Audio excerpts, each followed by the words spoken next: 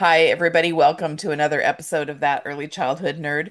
I'm Heather Bernt-Santy, and I just had some internal doubt that I was saying the name of the podcast right as I was saying it. I was like, wait, that's not the name. Yes, it is. Welcome to That Early Childhood Nerd. I have Nikki Darling-Kuria today with me. Hi, Nikki. Hi. Before I jump in and let Nikki introduce herself, and we get to our quote, I do just want to say we are going to be talking about trauma-informed care and how important it is to build our own skills and knowledge about working with families and children who've experienced trauma or coworkers or ourselves. So I wanted to just do a little bit of a content advisory because it might feel heavy for some folks to hear this conversation. Um, and I just wanted to make sure that folks at the beginning knew, well, maybe this isn't for my car ride to work, or maybe I should listen to this when my kids aren't in the car or something like that. So, hi, Nikki, welcome. Hi, thanks. You did a great job giving that disclaimer because unfortunately, I never mean to make light of this Mhm. topic, but humor is definitely a coping mechanism of mine, Yes. and that's one thing I use. And when you um, step into a space where you're taking your personal experiences along with your education and training and try to professionalize this information to help other people, it can come across maybe more casual than it is. Hmm. So I think that that's important to let our folks know. While I may still, crack a joke, I'm laughing. I understand the Hmm. how intense and heavy this content is, Yeah. and I've told my stories so many times that I feel like everybody's heard this before, but I know they haven't. And also for your listeners, if my voice suddenly gets weird, I'm also known to just, start crying Oh, yeah. because I'm just so, um, it's just such a topic that is so close to me. And I just feel like I have to share this message with folks, Mhm. and so I want to. And I also think that there is some conditioned training here happening for listeners that sometimes the message is being delivered to you through tears, and it might be difficult for you to hear and receive. And that's really the point of what we're trying to get to Yeah. today is when you might still feel uncomfortable, but how can you be of help to someone else, or what support can you get for yourself Hmm. now that these feelings are happening and being brought up? So thank you for that introduction. Yeah. And I will continue by saying my name is Nikki Darling-Kuria, and I'm just thrilled to be here. I love the not just the Early Childhood Nerd podcast, but the whole field. I love all of us. And I've been a family childcare provider for 16 years. I was nationally accredited in Maryland and West Virginia. I currently live in Delaware. It was meant to be where I retired with my husband near the beach. And sadly, he passed away 4 months after we moved in. So it's been me trying to figure everything out here. After family childcare, I had the tremendous honor of being able to work at 0 to 3, the National Center for Oh. Infants, Toddlers, and Families, and was there for over 9 years. Absolutely loved it. My job was to travel around the country, spreading the great word of early childhood, and then the pandemic shut me down. Hmm. And I had the great opportunity to find that um, a new branch of Think Small, which was a resource and referral agency in St. Paul, Minnesota, had decided to open a training and professional development branch. And so I was hired to get that off the ground. And by design, they also house Red Leaf Press, which more people know Red Leaf Press than they do Think Think small. Small as Yeah. a CCR&R, but even the Institute as a professional development organization. But we are all one happy family. And the amazing thing about being at Red Leaf Press is in 2010, just as I was finishing up my master's degree from Pacific Oaks College, um, I published a book with Red Leaf Press. And I often tell people I don't recommend that. I do not recommend writing a master's thesis and a book in the same At the three same years. time. Um, but pretty much anybody else in early childhood has done something similar Mhm. because we just, A, we're nerdy, right? Yeah. And we want to take in as much information as possible. So this is really a full circle for me to now be leading the work at Red Uh-huh. Leaf Press, having been an author myself. But That's very if cool. I were to write a book today, my first book, I always say my first book, it's the only one published, but it just sounds better when you Yeah. say it that way, was brain-based early learning, connecting theory and practice. And I just love being able to help folks understand how the brain works, how that formation um, sets the stage for the rest of a child's life. And that was great fun. But if I were to publish my next book, it's going to be talking more about how the influence of trauma can really change that trajectory Hmm. of a child's experience. And uh, my my first master's degree that I earned at Pacific Oaks was on human development. I'd had a bachelor's in early childhood education, but I felt like for that next step, I really needed to know what am I preparing these little Mm. humans to like for their whole life? Like, what are they going to need in the future? Um, which is interesting how instructional design works. It's like a backwards design. Like, I want to know what you need to be successful in life, so let's put that at the front. And so now understanding brain development, adding a layer of, well, what happens when children experience um, adverse early childhood experiences, Hmm. ACEs as we know them. Yeah. I know lots and lots of folks know what ACEs are, but some still aren't as familiar. Um, do we add a little more context about that, or do You you sure feel like can. okay? Yeah, yeah, go Um, ahead. Excuse so me. and this fascinating story, if folks haven't heard about adverse childhood experiences, it started by a project with Kaiser Permanente in California and Dr. Vincent Folletti, and it was really about obesity. He was trying to help patients lose weight through healthy lifestyle changes, diet, exercise. He had one particular patient that had done well, had lost weight. It was amazing. Felt like, wow, if we can replicate this, we're going to get so many people healthy going forward.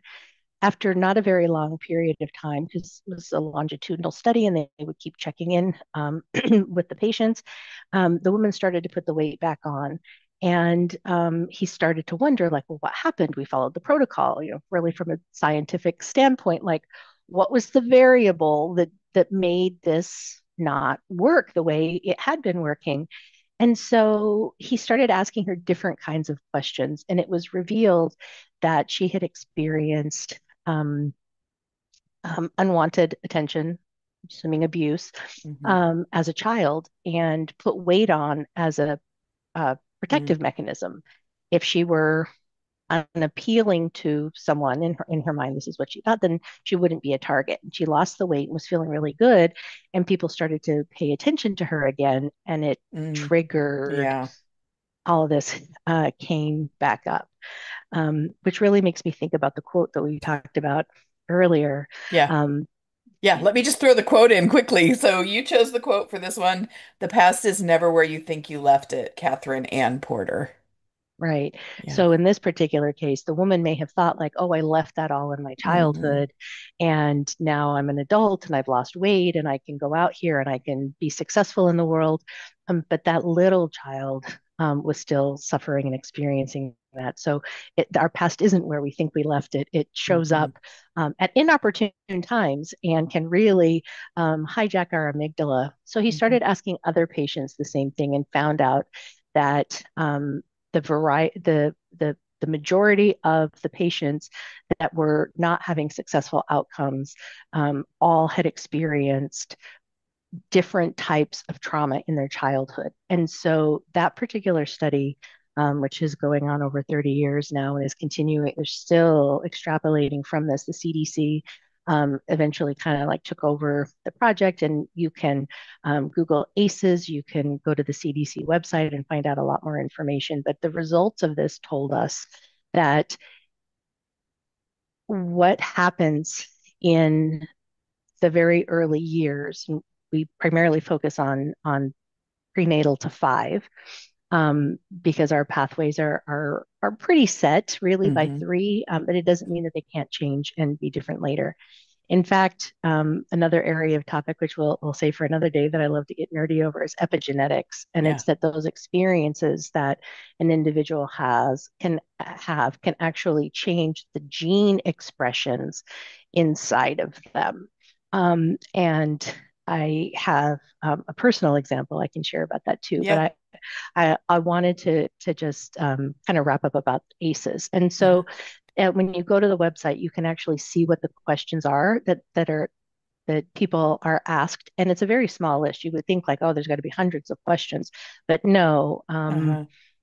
From memory, I'm thinking there's 9, Yeah. but don't quote me on that. But things like, was there a firearm present in the home? Was anyone incarcerated? Um, Illicit drug use? What age were you when you had your first sexual experience? Hmm. They're heavy questions, but it didn't take a lot of questions to be able to find out that this is what happened. Hmm. And then so the whole project and his work changed, and he really became focused on what was happening in those early years. And today that we know, if a child has 6 or more of those experiences, there is a 100% chance that they will have learning complexities or developmental. It's a spectrum. So saying Yeah. delays or Right. problems, just saying their Yeah. gene expression was put on a different path when they had Right. those early experiences, and Yeah. it will So it's going continue. to So, show up in some way. and ways Yeah. that they haven't prepared Hmm. themselves, that they even know. Imagine you're a 2-year-old child, and the caregiver can't possibly know what's in their mind. And if you're an educator and somebody brings you this infant, and you have no idea what to do with them, um, you may have a lot of different thoughts. Some of it we know isn't true, but things you've probably heard like, "Oh, that baby's just trying to manipulate me." Hmm. Well, we know they can't, but they might try to look for different kinds of excuses for the behavior if they don't really know the Right. truth. So, being able to help caregivers and educators really understand just how pervasive the influence of negative experiences Hmm. are, um, it's so critical for that early childhood Yeah. experience that kids are having. So can I ask, because what you said about I mean everything you said I is was so interesting, but specifically this example that you just ended with, that, the infant, we might assume there are people who would say, well, they're just trying to manipulate, they're just trying to get attention, don't do it, you'll spoil them. And having that understanding, there's kind of two things here. One, I think I want to ask you two things. Okay, sorry, too much is going on in my brain. Um, do you feel strongly about phrasing in terms of trauma responsive versus trauma informed? Because I know we use both in the field. Um, and uh, could you speak to the idea that trauma is so internalized, it's not, we can't just say, well, I had that happen to me too and I'm fine. It's not the thing that happened necessarily. Right. Yeah, so whatever you want to Yeah. do with all that. Okay. You're right. It's not the thing that happened, it's your reaction and interaction. That it's how were you impacted with your life experiences, the most general way you can think about this during the pandemic, people would say, oh, we're all in the same boat. And some folks would say, no, we're not. I have to go to my job at the factory because I don't have enough. You might have your boat's a yacht, and mine isn't even a dinghy, Right. you know? And so for somebody who may have had protective factors, the strengthening families framework is helpful in this area too. If you have some protective factors that are helping buoy your resilience, then you're right. Something that happens to one person isn't necessarily the same as another person. And I found for me, when I had my worst thing that could possibly happen to me, and people would we often want to try to find something where we can connect with you, like, Mhm. oh, girl, I know just how you feel. Well, don't you dare say that to a trauma impacted person Mhm. unless, in fact, 9 million things were aligned. Yeah. It's very possible that your experiences were very similar. You can empathize. I'm a recent widow, so I participate in this group called Camp Widow with Soaring Spirits International. And you go to an event that's all widows. No, we all had very different experiences, but we all had something that linked us together. Mhm. And your listeners might be repulsed by this, but the thing that really got us excited at this last event in Toronto was in the bookstore, they had t shirts that said, my partner or husband or wife, my husband ghosted me. Oh boy, yeah. We thought they were Sure, hysterical. yeah. Everybody wanted one. They sold out. Now, to anybody outside of that, they would be like, Yeah. that's creepy. That's not even funny. What do you do? Yeah. Well, that was our shared experience. There were 300 people, and I can't say that all of us felt that same way, but the overwhelming majority did. So Uh-huh. um, I think you were also talking, it was first Trauma thing you started responsive with versus trauma trauma response. informed. Thank you. Yeah. So once we become trauma informed, then we can become trauma sensitive. If we're not Mhm. informed to begin with, if we're not asking the right questions, and it could be like, well, we asked the family, to give us information, and so we're informed. And not that we're expecting our caregivers and educators at intake with families to be holding clinical sessions with them Yeah. to get information. But when you understand more about the strategies and you listen for some of the things that maybe folks aren't saying, then you can be able to decide what the most appropriate questions are to ask. Hmm. If you hear them talking about pickup times, that oh, well, Mondays it might be grandma, and Thursday it might be this, but it's probably going to be that and they're going to come at 2, and I know that's nap time, but he doesn't get a nap on that. And they just start describing this chaotic life experience. Big red flags go up and say, I need to understand a little bit more about the home life, not to be invasive, not to get in their business, and Right. not to be judgmental. Right. But if you want to truly be a support to this family, understanding all those changes, and that it's so disconcerting for adults. Hmm. Children, they need routine. They need to be able to know what to look forward to. So if I'm not informed by understanding what might be happening, and I don't, I need the information that individuals are willing to share, but it has to be relevant to the child, and being Hmm. able to be a partner with this parent, to be able to say, I hear you, and I want to accommodate you, and I want to help make your life the best that I can. But my primary, using big business words, my primary client here is the child. Yeah. And I cannot, in good conscience, allow for a schedule that has him, different every single day, and not knowing those things come up once in a while, but how could we work together to have a more stable environment? And then Hmm. it's those strategies that I use, which is really where the trauma sensitive and the um, really where the healing centered work goes. I mean, to be trauma informed is one thing. So I'm like, okay, I understand how all this works.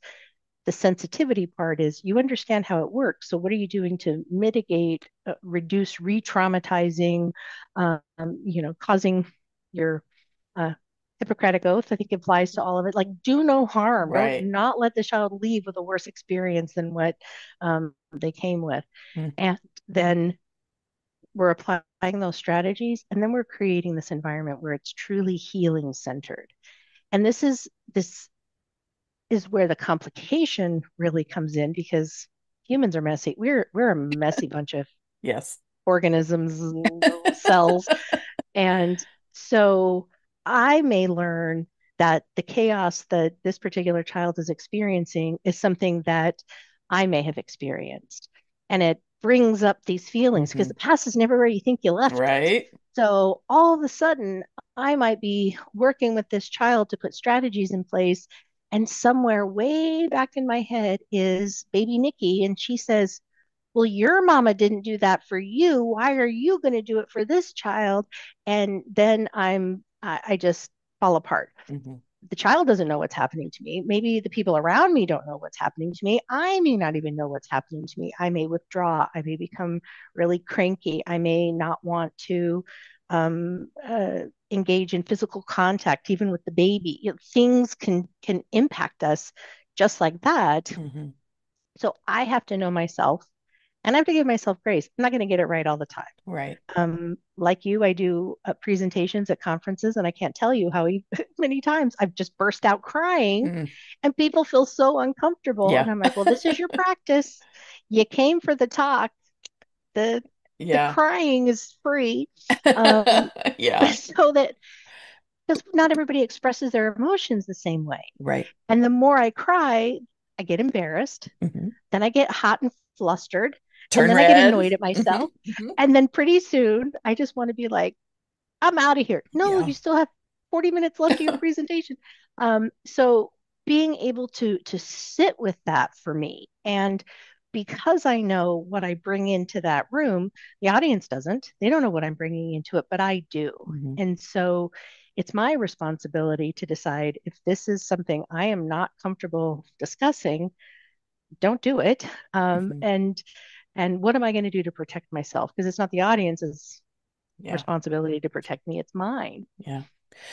So maybe this is a time to ask you to talk, as much as you want to, or just as you're describing about some of the situations you and I have talked about that have really driven your passion for um, providing information about how we Mm-hmm. navigate trauma, whatever you want to share and talk about how it connects to your work and Yeah, which it will be a good segue. I'm going to work in the piece that I mentioned yeah, about gene expression yeah.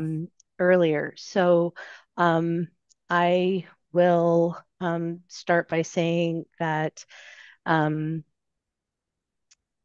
that gene expression. We'll start with that first, so I don't forget. Hmm. Um, I noticed when I'm sitting in at Camp Widow in Toronto a month ago, and I noticed I've been 3 times, and they're in different locations, whatever. But I noticed the thing that the speakers have in common, besides they do, it's kind of like a requirement. If you're going to come talk to us, you have to be a widow. Hmm. Um, it's the cool kids club. We don't want more members. We really don't. Hmm. Um, but they end up there anyway. But I noticed so many of the presenters, because they're the ones who were having the opportunity to tell their story. I couldn't get to all 300 people. After they lost their person, regardless of in what manner, I would say 60% of the presenters had developed a physical ailment. Hmm. Lots were cancer, lots were emotional, and that kind of thing would be expected, but you wouldn't necessarily think like, oh my gosh, she got a brain tumor. This happened over here. This happened over there. And then you start looking at so then the nerd of me, like, Yeah. okay, social researcher, why is this? Well, during that time of the trauma of losing your person, and if it were whether, and I, for obvious reasons, won't go, if it were sudden and unexpected versus following an illness Hmm. where your person might have been in the hospital or something outside of that, um, still can be sudden and unexpected, but very different than the first one. Um, and then it changes what happens to you and all that cortisol level. Mm. And how long has the cortisol in your body been at an excessive level? And then that cortisone is flooding through all of your cells and maybe somewhere dormant had been that little cancer seed, and now it's getting miracle grow from the cortisol, Mm, and your body's whole immune system is not prepared for everything that's emotionally happening to you, but your brain and your body is connected. It is the same thing.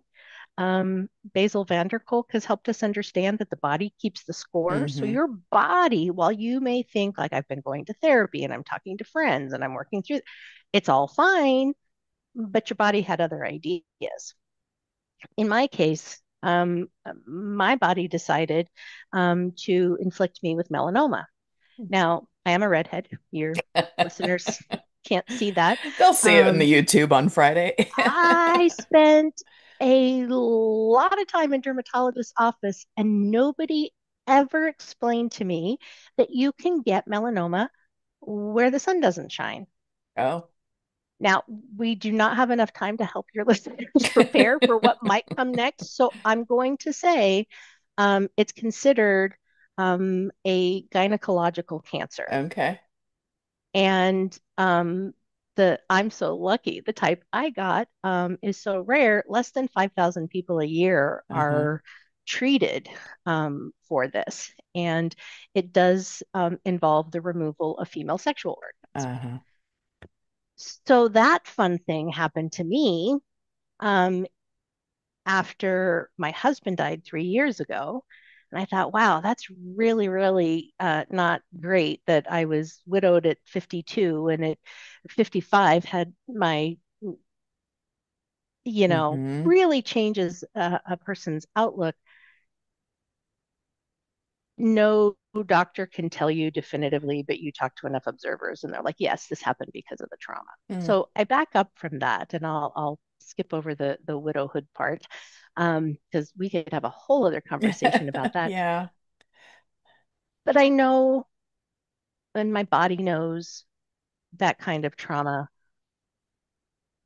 and the experiences that I had encountered while being a family child care provider. I lived in a suburb of Washington, D.C., and children were in my care on 9/11. hmm Um, there were, while not parents of children in my care, but in my community, there were families that worked at the Pentagon. In fact, dear friends of ours, wife worked there. Her children were in the child care program at the Mm. Pentagon. God. The children survived. She did not. hmm Um, but we had to experience that. And parents were in different places. One, when you're in a suburb of a big city, they would call our town a bedroom community. People only hmm they came from DC to sleep and back into town. So if they worked in DC, they weren't able to get out easily. Somebody else worked at a correctional facility, and because they don't know what other kinds of things are going to happen, they Right. lock down and have to stay there. So I hadn't taken that into consideration when I had um, originally, children enrolled in my program. I'm asking parents for emergency contact information, and it didn't occur to me that I needed a lot more answers to the kinds of things because a work phone number or so. I needed to know, do you commute? Are, hmm are you relying on public transportation to get home? Would your business keep you like what kids would I be left with if Yeah. there were something like that? So that started me becoming more aware of providing childcare in the world that was happening. But then the next thing that happened after that, same group of children, it's kind of weird to call them a cohort, but they Yeah. started and got to a certain Yeah. age and then um so the DC sniper, we actually were a Oh, wow. community, again a suburb of that. The individuals were found less than 5 miles from where I Oh, wow. lived. Um, so there was a period of time where I had to teach the children to run in a zigzag formation so they would less likely be hmm targets. We stayed in days, we stayed indoors for a number of days, and it was 21 days that these men cause terror in our communities. hmm And we decided like we can't keep kids indoors all the time. And it was fall and they had outdoor soccer and things like that. So the parents would make a body perimeter Oh my around the gosh. soccer field. so that the children could play. And if there was a sniper around, they would be the targets. Mm, That changes you. mhm. When I grew up, we used to have earthquake drills. Yeah. I lived in Utah and it was near a fault line. I mean, that was the extent of what our emergency preparation was. And as a childcare provider, even the information that we had learned that was necessary in our programs was about natural disasters. But then, as our world changed, really, I think everybody looks at 9/11 and probably could have been even sooner than that. Hmm. Oklahoma City, I mean, we Yeah. started a lot of badness. Um, I got derailed. See, that happens. Welcome to the program. That happens to me You all didn't the tell me it would happen time. exactly at a Yeah. particular point. It's like, but at some point, your brain is just going to go off the rails. Yeah. We talk about that being widow brain or trauma brain, but that Yeah. but that happens. But I think the Yeah. point of it was this situations. Wow, You can do it. situations that she believes in me. Um, were around natural disasters, and Uh-huh. then after that, folks started to realize, whoa, we have things like perimeter issues. What if you live on this corner, but across the street is fill in the blank? Yeah. And what if there's protests happening? What if somebody abandons a vehicle and that car's been sitting there for a long time and you don't know who it belongs to? The list just went on and on and on. And it just really made me understand the importance of this and Hmm. that, like, educators need to know this, not to be freaked out. But the more your situational awareness is primed, because we're so conditioned, we're like, I don't know how long after I was in direct care, I quit counting everybody's heads. Yeah. I felt like I needed to like head count everybody. And I'm Yeah. like, you're at a restaurant. That's not Yes. necessary. And I still felt like I have to know who's here. Right. But I also have to pay attention to what's going on around me and what's going on inside of me. Hmm. And how am I going to be able to handle these circumstances? And I need to think about it before I find myself in that Yeah. situation. Yeah. Um, so I know you have a program at Think Small that I want to let you talk a bit about, but in addition to that, whatever resources, what would you recommend? Where would you send people after this conversation to if they're like, ooh, yeah, I do need to think more about this, Yeah, well, other than that's a what our part two of organization. this conversation. Right. And it is a topic again, weird. I Yeah. know. Let me talk to you about trauma. Yeah.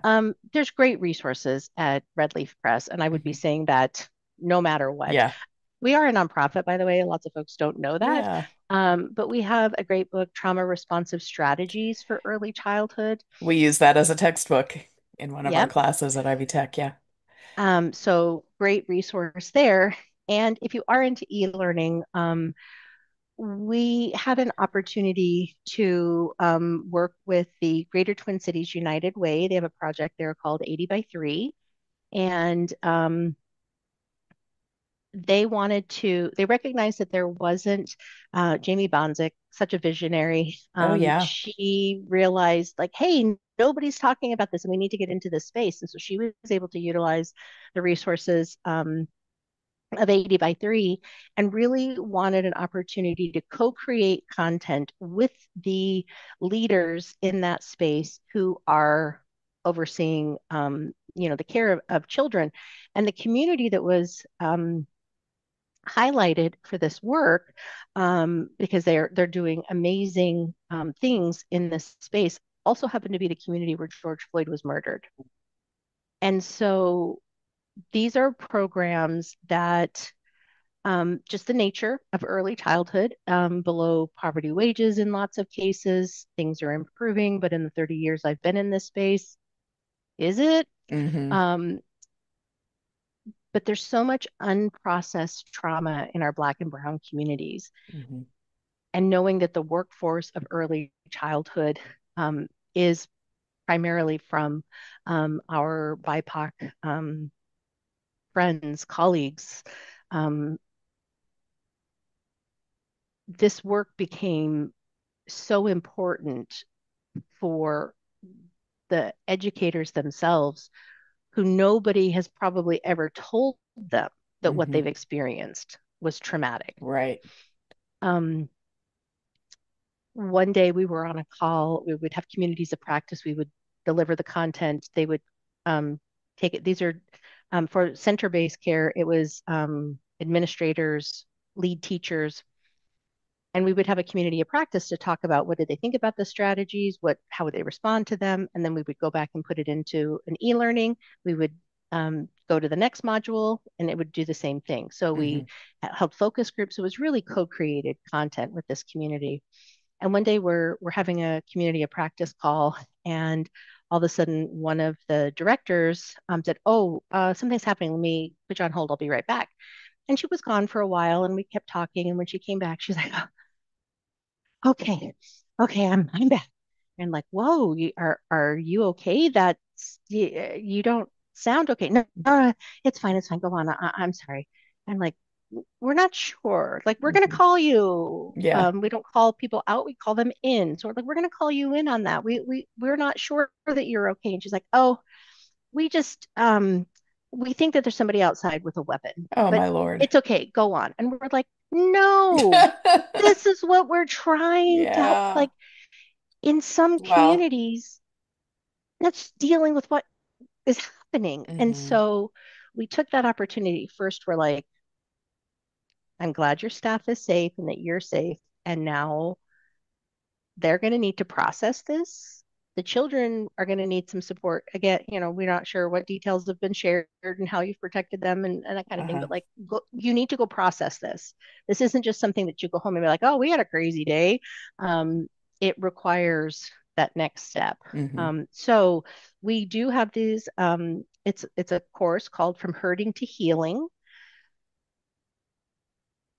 creating trauma-informed and healing-centered early childhood programs, which are really for administrators and leaders. And then we took that content and Dr. Elaine Miller, who is on our staff, but she's also the current president of the National Association for Family Childcare, took the content and modified it for family childcare settings. They too are leaders. They're just doing it Hmm. independently. Yeah.